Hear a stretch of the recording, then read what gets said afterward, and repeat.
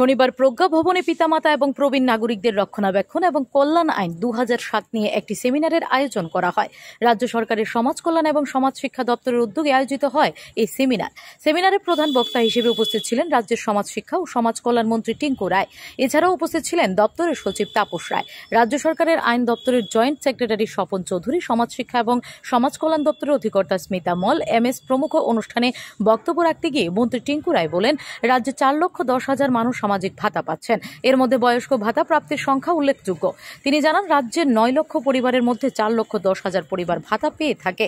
দেশের মধ্যে জনসংখ্যার নিরিখে ত্রিপুরা রাজ্যে সবচেয়ে বেশি ভাতা দেওয়া হয়। মন্ত্রী জানান, বয়স্ক নাগরিকদের রক্ষণাবেক্ষণের দায়িত্ব শুধু সরকারের নয়, সমাজের সকল স্তরের মানুষের। এই বিষয়টিকে প্রত্যেক নাগরিককে সচেতন করে তুলতে হবে। তিনি আরো বলেন, প্রতিটি পরিবারের দায়িত্ব তার মা বাবাকে বাড়িতে রাখার সম্মান প্রদর্শন করা, কারণ মা বাবার ত্যাগ ও তিতিক্ষার ফলেই আমরা আজ সমাজে প্রতিষ্ঠিত হতে পেরেছি।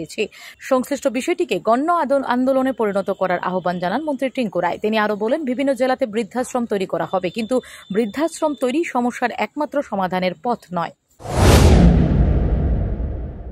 মূল বিষয়টা হলো, এমন একটা বিষয় নিয়ে আমাদের আজ আমরা সেমিনার করছি।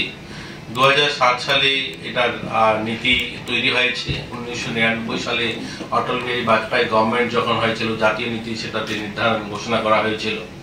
দীর্ঘ বছর পর আমরা সমাজ শিক্ষা সমাজ কল্যাণ দপ্তরের আধিকারিক সবাই এখানে উপস্থিত হয়ে এই বিষয়টা আলোচনা করছি।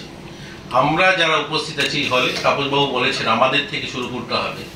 সত্যি অবাক লাগে, আমরা যে রাজ্যে বসবাস করি, যে দেশে বসবাস করি, এই রাজ্যেই আমরা প্রতি বছর দুর্গাপুজোর সময় বড় বড় মূর্তি তৈরি করি, মাটির মূর্তি তৈরি করে পুজো করি। ক্লাবে সমন্ত হই, অনেক চাঁদা কালেকশন হয়, বড় বড় পুজোর মণ্ডপ তৈরি হয়, প্রতিযোগিতা হয়, লক্ষ লক্ষ টাকার প্রতিযোগিতা হয়। সেখানে কার থেকে কত বড় মূর্তি করবে, কুমারটলির থেকে মূর্তি আসবে। অথচ যে মৃন্ময়ী মায়ের মূর্তিটা তৈরি করছি, সেই মৃন্ময়ী মায়ের মূর্তি তৈরি করার পিছনে যে চিন্ময়ী মা, যার ত্যাগ তপস্যা ভালোবাসা, যে আমাকে হাত ধরে স্কুলে নিয়ে গেল, কথাটা শিখালো, স্কুলের বাইরে গেইটে রোদ্রের মধ্যে দাঁড়িয়ে ঘন্টার পর ঘন্টা আমার জন্য অপেক্ষা করলো, ওই মহিলাটা যখন আমি আমার জীবনে প্রতিষ্ঠিত হই, তারপরে তার জন্য বাড়িতে একটা রুম তৈরি করতে পারি না। ভাবুন, ওই চিন্ময়ী মা যে এত ত্যাগ তপস্যা, যার এত ভালোবাসা, যার মধ্যে দিয়ে আমরা চলতে শিখলাম, যার মধ্যে দিয়ে আমরা কথা বলতে শিখলাম, যে আমাকে প্রতিষ্ঠিত করলো সামাজিক ভাবে, আর্থিক ভাবে, শারীরিক ভাবে, সমাজে দাঁড়িয়ে কথা বলতে শেখালো। অথচ আমি যেদিন দাঁড়িয়ে গেলাম, সেদিন ওই মানুষটার জন্য বাড়িতে যখন ঘর তৈরি করি, একটা রুম তৈরি করতে পারছি না। ওই বিষয়টা নিয়ে আজ আমরা শিক্ষিত বুদ্ধিজীবী যারা আমরা সমাজ পরিচালনা করছি, অফিসার যারা। Bureau report, S Bharat live 24 hours.